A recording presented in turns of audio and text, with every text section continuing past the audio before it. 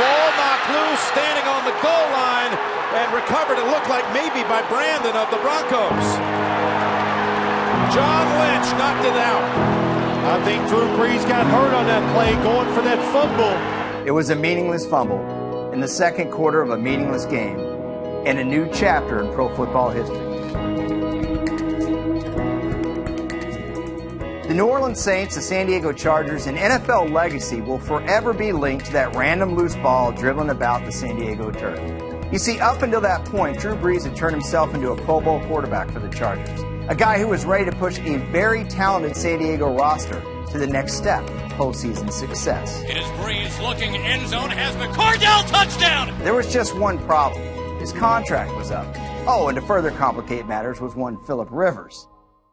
In the spring of 2004, right before Brees morphed from middling young talent to one of the league's young guns, Chargers GM A.J. Smith hedged his bets by first drafting Eli Manning, then making a draft day deal for Rivers. San Diego Chargers and the New York Giants have exchanged their draft picks, Eli Manning and Phillip Rivers. Thinking Brees might never develop, Smith wanted to capitalize on LaDainian Tomlinson's prolific prime and a nucleus that would soon be ready to rock. Only Brees started hurling touchdowns without the negative plays, while Rivers barely took a snap over 2 seasons. Then came Week 17, 2005, and the fumble. Although the Chargers weren't in playoff contention, Brees jumped on that football like his career depended on it. Oh, that arm gets hyperextended in a very scary position. Phillip Rivers is warming up on the San Diego sideline. The Bolts front office, which would have been lit up for letting a player like Brees walk in free agency, now had their excuse: a torn labrum, damaged goods.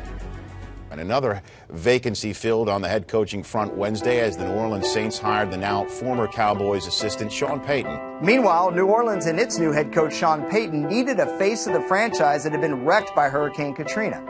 Not to mention a quarterback that could master Payton's offense. Rumors had it that Payton offered the Cowboys a third-round pick for then backup quarterback Tony Romo. But Brees' ailing shoulder made him an accessible target, and the Saints gambled. These guys really wanted me here, and they really had confidence in me. And obviously the issues with my with my surgery and everything else, I just felt like they had as much confidence in me as I had in myself, and that really meant a lot to me. And that just made me feel like I belonged here. Talk about a butterfly effect. The Chargers were content to play the kid out of NC State. Rivers couldn't be any more different than the mostly mild-mannered Brees. Boisterous, talking smack to defensive players, Act like you've won a game before! and a delivery more Vince Young than Dan Fouts.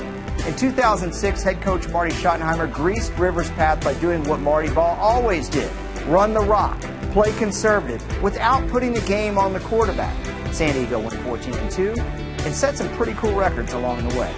And he will gallop into the end zone. Charger fans are witnesses to history. Brees with a lot of time. Going to throw it deep downfield. He's got Colston. He's got the ball. It's a touchdown. And I tell you what, Drew Brees couldn't have thrown that ball any better. Here's Brees looking, throwing over the middle, and it's caught by Horn. Brees played like a pissed-off Tom Brady in 2006, showing every team who ignored him on the market what they were missing, leading the league in passing and getting the Saints to their first NFC Championship game. What an historic day for the New Orleans Saints and the city of New Orleans. By 2009, New Orleans owned its first Lombardi trophy. Payton was labeled an offensive genius, and Brees went on an all-time tear, beginning his long march to what will be a Hall of Fame career. Drew Brees has just passed the legendary Dan Marino for the most passing yards in a single season in NFL history. There have been 8 5,000-yard passing seasons in NFL history. Drew Brees can lay claim to 4 of them. And congratulations to Phillip Rivers. He is now the all-time leader in touchdown passes thrown in the history of this Charger franchise. As for Rivers, well, he only became the best quarterback to ever play in San Diego, holding almost every career passing record in Chargers history. And here we are over a decade later, all because of a meaningless fumble in the second quarter of a meaningless game.